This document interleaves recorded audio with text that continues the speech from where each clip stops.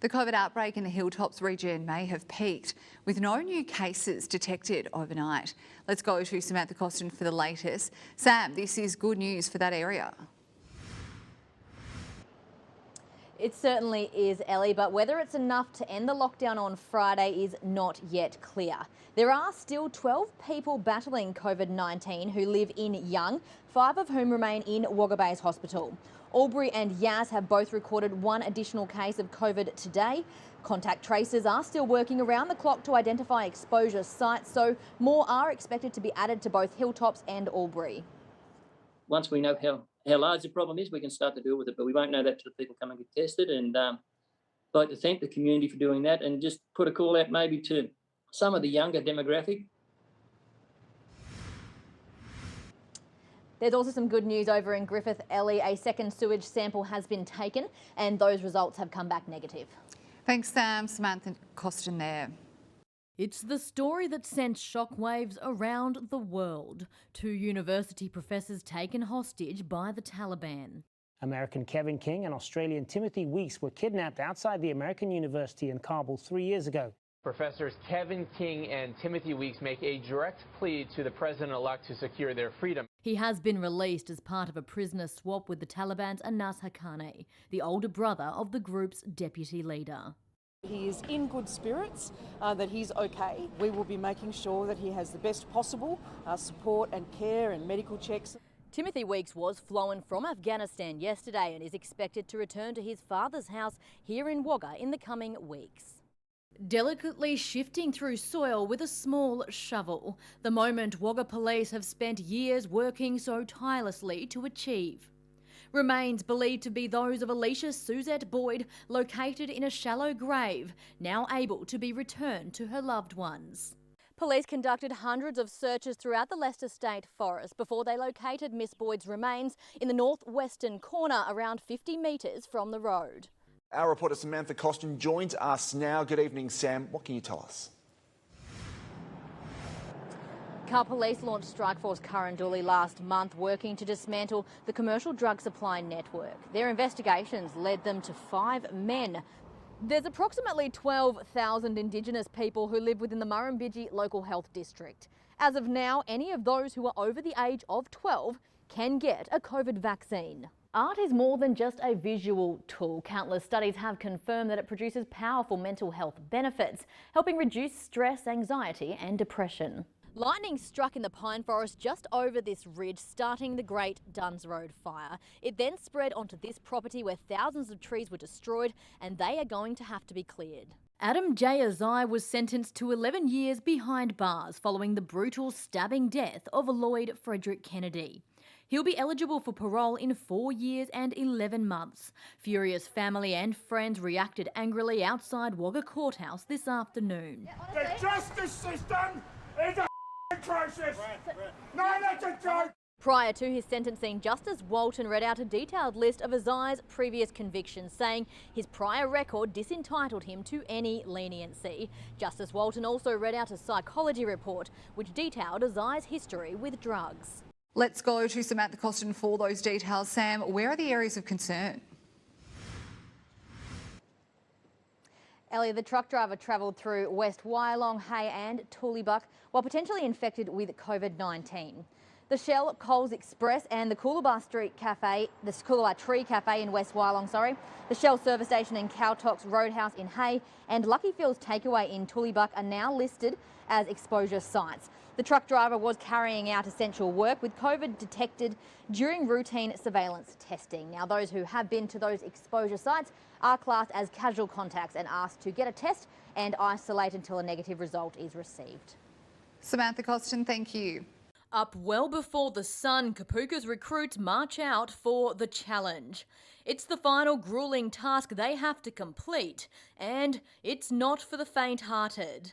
Basically, we'll get contacted by enemy, and then we'll have to push up and take the pits, and we use fire and movement, which we've learnt over the week. This is the final phase of field training for recruits from 41 and 42 platoon. They've been out in the bush training for the past 10 nights. Let's get more now from Samantha Costin. Sam, what are they doing? Ellie, the Murrumbidgee Local Health District will provide longer operating hours at its testing clinic and also add additional testing locations as those are required. Now, if an outbreak does occur, there are plans in place to separate testing for those who are close contacts, have COVID or have been to a hotspot. This will keep them separate from the general public testing for those basic symptoms. Appointments can still be booked by calling the MLHD hotline on 1800 831 099. And I do want to thank our staff in the COVID hotline who took over 2,800 calls in the last 5 days. And they are the people who can negotiate with people who are wondering about where to get a test.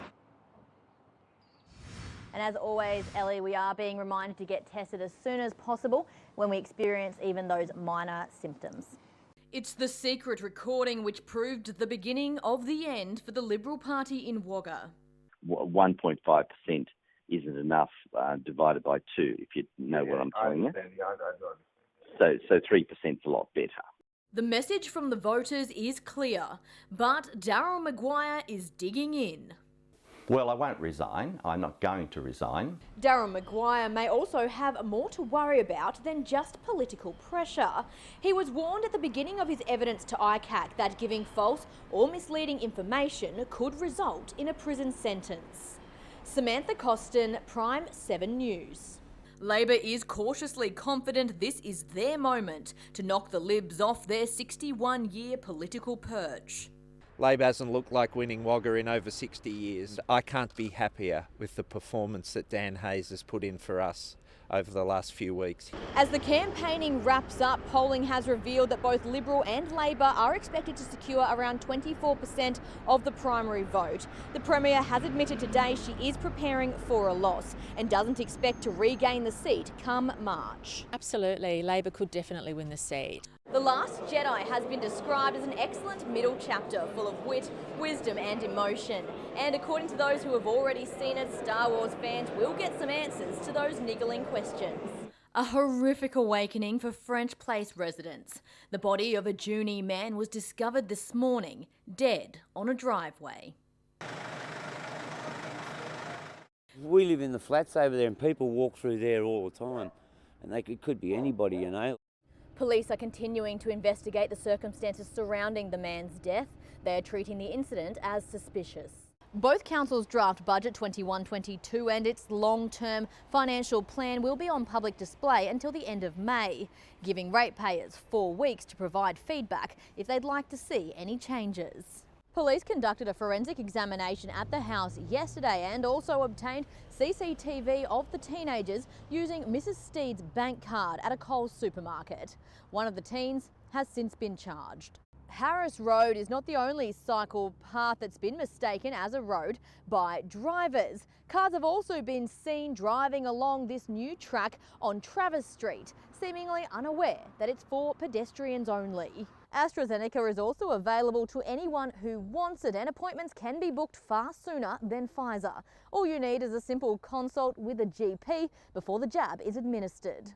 A correctly installed child safety seat can reduce the risk of fatality by 71%. By law, all children are required to be in a restraint until the age of 7 or until they reach 145 centimetres in height. The hay run was launched back in 2014 by Riverina farmer Brendan Farrell, fondly known as Bumper. Each of these trucks carries around 40 hay bales, which means by the time this convoy reaches our drought-stricken farmers, there'll be 6,000 hay bales being delivered. 22-year-old Jalissa Williams was arrested and charged yesterday for her alleged involvement in a kidnapping that took place in late July. The 29-year-old victim managed to escape to a nearby service station after he was allegedly lured to a Hunter Street house by Williams via an online dating app. Police will allege he was instead met by 2 men who robbed him and held him hostage at knife point for several hours. It was a joint enterprise to attract this man to the house, and the other 2 men entered the house and robbed him of possessions. Williams was granted bail in Wagga Local Court today, appearing on 1 count of robbery in company. Her co-accused 18-year-old Jackson Douglas was arrested earlier this month and will front court again on November 4th. Now, police are currently looking for a 3rd person they believe was involved, a 2nd man, so if anyone has information, please contact Crime Stoppers. Thanks, Sam, and get out of that rain. Samantha Costin there. While pizza is often a crowd favourite, Witchetty Grub Pizza has a few people hesitating, but I'm going to try and give it a go. I can't do it.